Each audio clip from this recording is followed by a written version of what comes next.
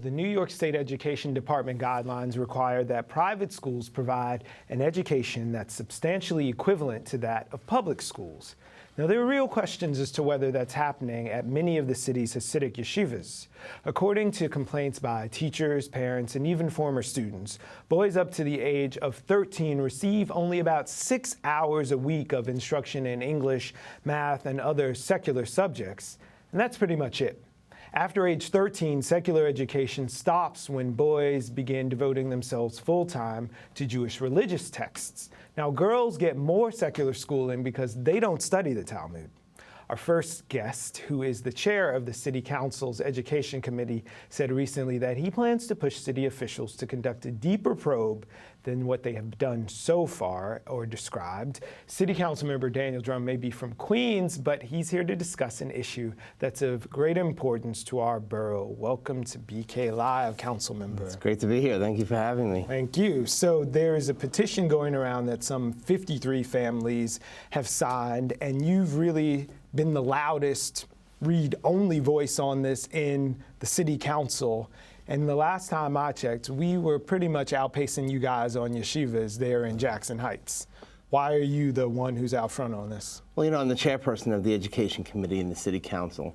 And beside that, I was a New York City public school teacher for 25 years before I got elected to the City Council, and a director of a daycare center for 6 years before that. So education has been really my passion and the reason why I got involved in politics in the first place.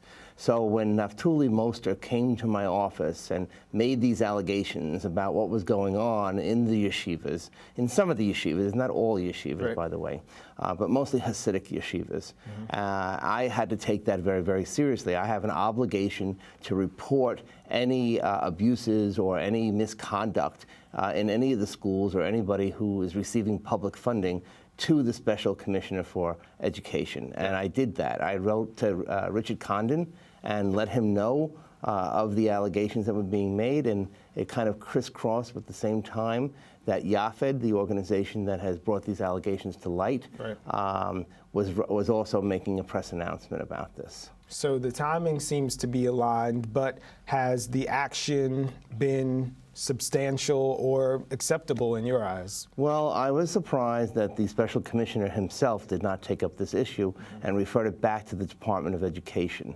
But then again, you know, I have oversight over the Department of Education, so that does give me the ability to further and question the Department of Education in terms of what their investigation is going to look like and what it looked like after the fact when they come out with a report, hopefully at the end of their investigation.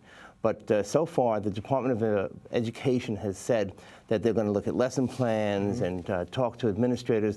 To me, that's enough, not enough. I believe that it really needs to be more rigorous, and that they need to go to the schools, they need to investigate, they need to look at the schedules, right, they need to talk with teachers, they need to talk with students, and they need to take these allegations very, very seriously.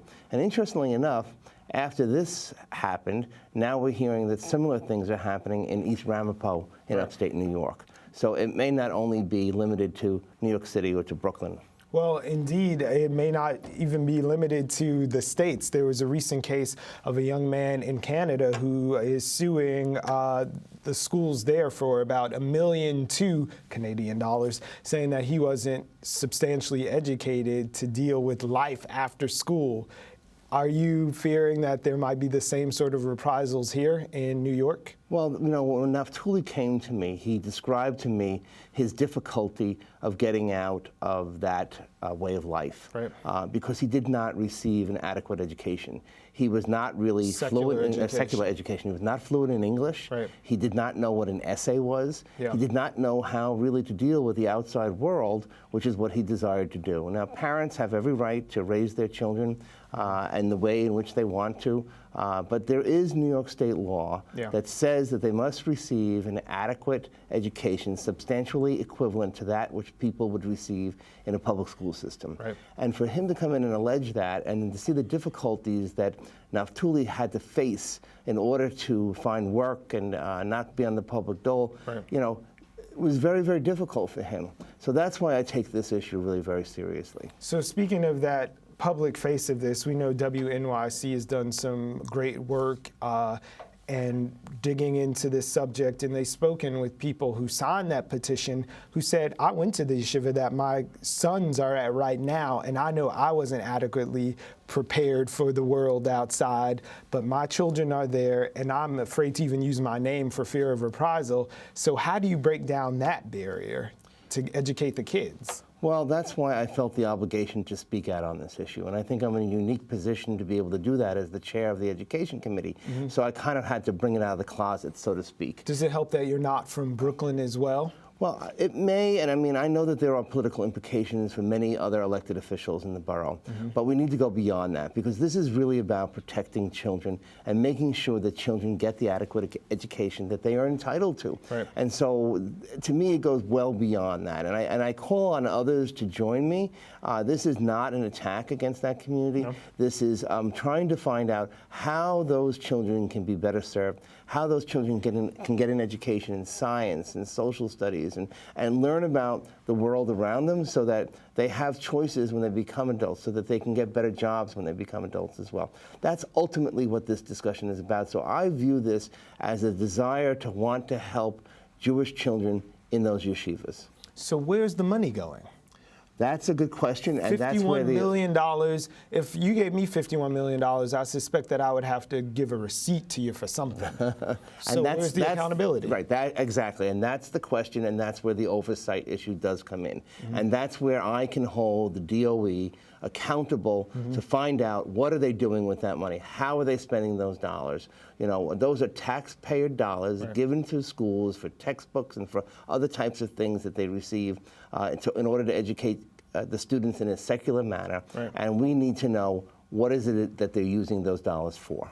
Have you heard any pushback from voices within the community who say, you know, we need the money to educate our kids, and maybe they're not as educated in secular things, but this is what we need to do to maintain the standards for our community? Well, actually, every Jewish leader that I've spoken to has told me to continue with this push to move forward to find out exactly what it is that's going on in some of these yeshivas. How many of them are going to be standing behind you when you're I at don't City know Hall? about that. I mean, you know, and some of them did speak to me anonymously or asked me not to mention who they are, but I've spoken to many leaders in the Jewish community. Now, not from the Hasidic community per se, but other Jewish leaders. And they've urged me to go forward on this. So looking at this, you're a city council member. You happen to be, rightfully so, as the head of the education committee. But from the sort of bird's eye view, I have some numbers that the UJA Federation said that 45% of Hasidic households in New York are in poverty. And when we look even deeper, that households with 6 or more people living in them, presumably the parents and at least 4 kids, are at 64% of them are in poverty. So this is an education problem that maybe can help cure a poverty problem. Absolutely, it's an economic justice issue as well. And that's another reason why I want to move forward on this, because we need to offer people the way out of poverty. And the way out of poverty has traditionally been, especially in this country, in the United States of America, through education. And so if children are not receiving an adequate education, adequate secular education, then they're going to continue that cycle of poverty and never be able to get out of it. And that's what Naftali Moster told me as well. It was extremely difficult for him to become viably independent in the economic sense. To the best of your knowledge, what's a day like in a yeshiva that might not be living up to those standards? Right. So I've never visited a yeshiva or Hasidic yeshiva. I visited non-Hasidic yeshivas. But from what Naftali told me, was that most of the day, about 9 o'clock in the morning until 3 in the afternoon, is spent on religious studies, studying the Talmud. And that in the afternoon, when kids are tired, by the way, and kind of wanting to go home, then hopped up on sugar, I've heard. Hopped up on sugar and other things. That's when they want to, or that's when they do the secular education. But it's minimal, you know. If it's an hour and a half, maybe you get 45 minutes of reading and 45 minutes of math, and that really leaves no room for the other subjects. And from my understanding, that's what goes on. And you were correct in your introduction to also point out for the girls it may be a little bit different because they are expected to go out and get a job while their husband I guess, devotes himself to religious exactly. study. So we've evoked Naftali's name. I should let you guys know that he will actually be here later in the month along with a lobbyist, a person who's working on behalf of Hasidic Yeshivas here. So we'll get some more balance and a fuller story. But while we do have you here, I'm wondering about the impact that this has on the community with outsiders all of a sudden looking into the schooling. How prepared is the city to take action outside of the investigation? Well, the city is required by law to ensure, by state law, to ensure that those children are receiving that adequate education, equivalent to a public school education.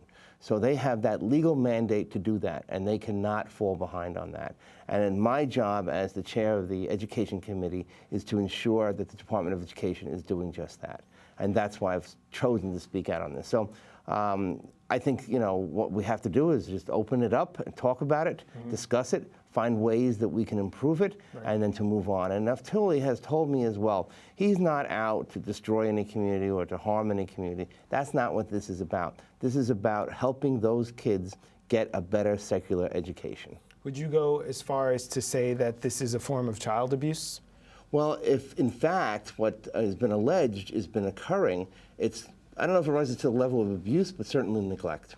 Okay, so as neglect, are you prepared to bring in police to bust up these undereducating yeshivas? So the people that were copied on the letter that Yafet wrote and 53 people signed on to included allegations across 7 school districts. It's the responsibility of the superintendents in each of those school districts to ensure that these schools are providing that adequate education. So we're going to hold those superintendents, the chancellor, and the other members of the Department of Education accountable for that to make sure that that's actually happening. So I know we're winding up, but just to give a sense of scale, there are about 84,000 students in Jewish yeshivas, some of them Hasidic as well.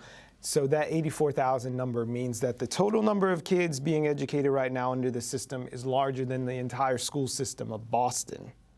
Correct. They've got the money, but they don't have adequate instruction by a lot of measures. So what happens when oversight comes in to meet $51 million, you think? So, and I just want to be clear also that it's not every yeshiva that's doing this. It's mostly within the Hasidic community, and I think that's the area that we have to look at. So we would need to work on this with a scalpel, not with an axe, so to speak, that we have to, find out what's going on. You can get really granular. They're small enough where you can go in and really do an audit. I believe that the other yeshivas are using the money properly. I've heard good stories about many yeshivas, providing more superior education, even than some of the schools in the Department of Education. Yeah. So. And I don't think it's anyone's intention, certainly not ours, to vilify the system, whether it's the particular wide yeshivas or the Hasidic ones in particular. But looking at the way that things stand now, who do you need on your coalition of the willing to reform?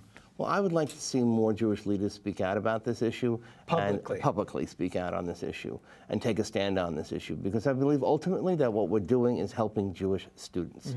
And I think that we have that right and that obligation to do that. So you are an educator. This has been your life's mission. What's your best hope at the end of all of this, whether it's controversial or not, for the community and for New York in a great sense? Well, that we'll be able to provide those students with that education. I went to Catholic school my whole life, and I think I got a fairly good secular education as well, with religious instruction also. And so maybe something similar to what I experienced as a student in a Catholic school is what I'd like to see happen in these yeshivas as well. So as we're going to close out, I'm just going to ask you right now, because I can see the comment section lighting up already, what haven't I asked now that you would like people to know about the position of the City Council on this, your personal opinion, or what you would like to do moving forward to help educate those underserved kids? I think people should keep an open mind in both sides of the issue. I think that people need to hear both sides of the issue, which is why I'm glad that you're going to do a follow-up story on this, and that somewhere therein lies the truth, and that what we need to do is just make sure that those children are getting what they need and deserve and what is required by state law. And you're going to get a look at the books? Yep. All right. Well, make sure to come back and share the right. results with us. We appreciate your time, Council Member. Thank you very much. Look forward to hearing your report. Great to be here. Thank you.